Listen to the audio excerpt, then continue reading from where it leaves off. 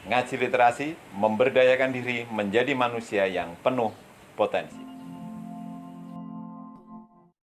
Assalamualaikum warahmatullahi wabarakatuh. Selamat jumpa di sesi 1 ngaji literasi.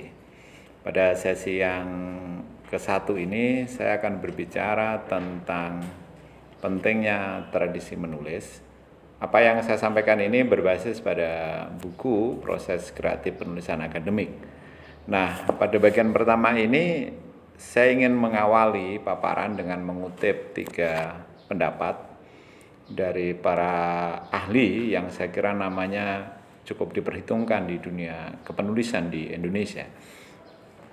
Nama ahli yang pertama adalah seorang novelis yang sudah meninggalkan kita semua, tapi karyanya menjadi sangat terkenal di Indonesia, yaitu Ibu Ratna Indraswari Ibrahim.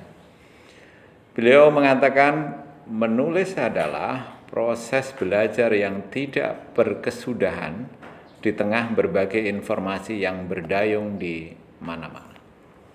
Mari kita cermati pernyataan beliau ini, bahwa menulis itu belajar yang tidak berkesudahan. Maknanya orang yang menekuni menulis itu berarti sepanjang hidup dia harus terus belajar. Bukan hanya belajar pada menulis itu sendiri, tetapi juga belajar bagaimana memperkaya informasi yang mendukung terhadap proses kepenulisan yang dilakukannya. Pendapat yang kedua saya kutip dari Guru Besar Ilmu Tafsir di Universitas Islam Negeri Sunan Kalijaga, Yogyakarta, yaitu Profesor Dr. Muhammad Khirzin.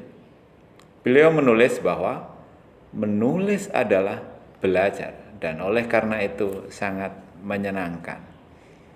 Pernyataan ini menjadi menarik kalau kita kaitkan dengan pernyataan Ibu Ratna Indraswari Ibrahim tadi, bahwa menulis memang proses belajar. Saya kira sama antara Ibu Ratna Indraswari Ibrahim dengan Profesor Dr. Muhammad Khirzin. Tapi ada satu aspek yang menjadi pembeda, yaitu bahwa Prof. Khirzin menekankan bahwa menulis itu adalah proses yang menyenangkan.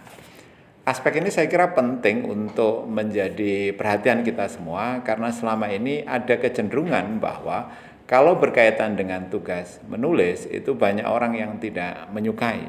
Menulis itu merupakan aktivitas yang cenderung dihindari. Kalaupun kemudian melakukan aktivitas menulis, maka yang dilakukan adalah dengan keterpaksaan. Akibatnya, menulis itu menjadi sesuatu yang cukup menyiksa. Jadi, aspek penekanannya adalah bagaimana melakukan kegiatan menulis secara menyenangkan. Nah, pendapat yang ketiga saya kira adalah penting dikemukakan melengkapi 2 pendapat yang sudah disampaikan tadi, yaitu bahwa sepandai apapun seorang manusia, apabila di dalam hidupnya ia tidak menuliskan kepandaiannya itu dalam bentuk karangan, begitu ia meninggal dunia maka karyanya kurang dikenang dan diwaris oleh generasi selanjutnya. Orang yang punya pendapat ini adalah Pramudia Anantatur. Jadi ada 3 rangkaian yang kita lihat dari 3 pendapat ini. Pertama, menulis itu belajar. Yang kedua, melakukan proses menulis itu dilakukan dengan penuh rasa senang.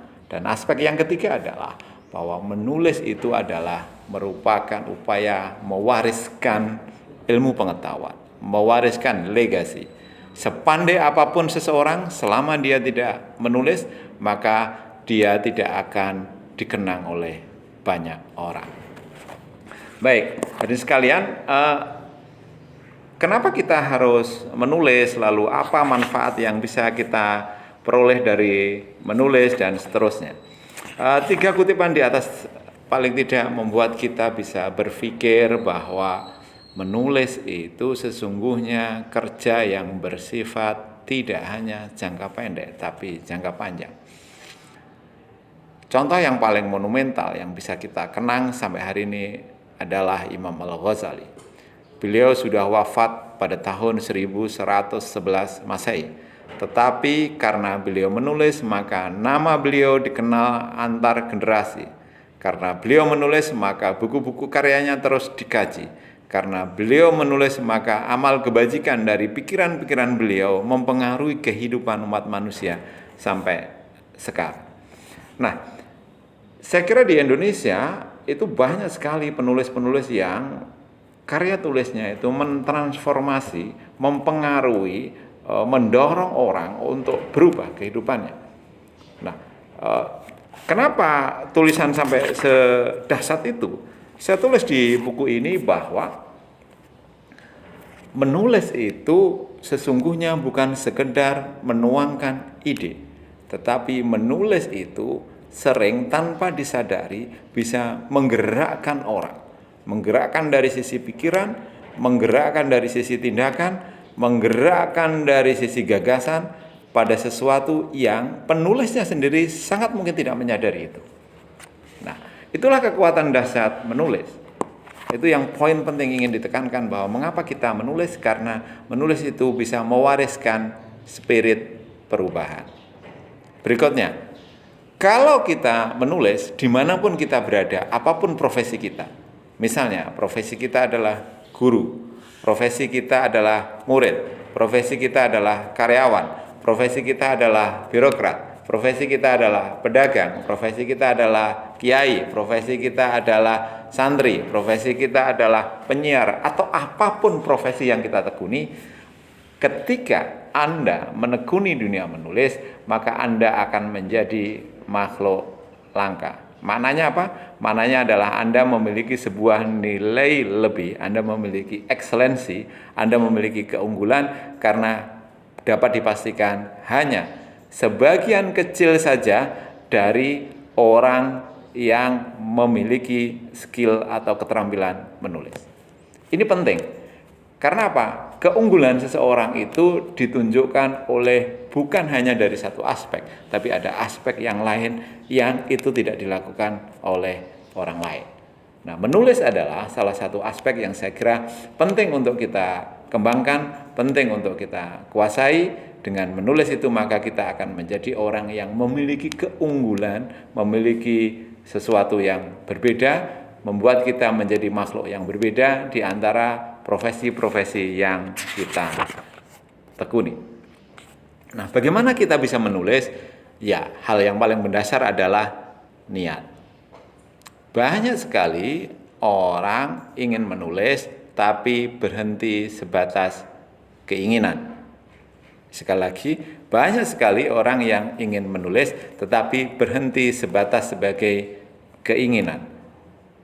Tidak ada usaha-usaha secara serius untuk menurunkan keinginan, menurunkan hasrat, menurunkan minat itu ke dalam tindakan. Nah, pada level inilah maka kalau orang ingin menulis, perbarui niat, lalu tindak lanjuti dari niat itu menjadi sebuah aksi. Menulislah. Kapan menulis? Menulislah sesegera mungkin. Berapa lama? Tergantung waktu Anda yang tersedia. Kalau ada orang yang beralasan karena sibuk, maka sesungguhnya tidak ada di dunia ini orang yang menganggur sama sekali. Semua orang pasti sibuk, tapi kalau Anda berkomitmen ingin menulis, maka menulislah secara serius.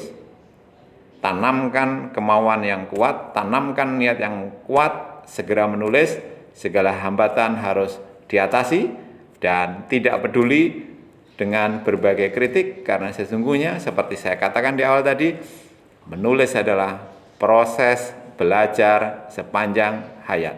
Dengan terus belajar, memperbaiki segala kekurangan, mengatasi segala hambatan, saya kira menulis jenis apapun pasti akan mencapai hasil sebagaimana yang diharapkan.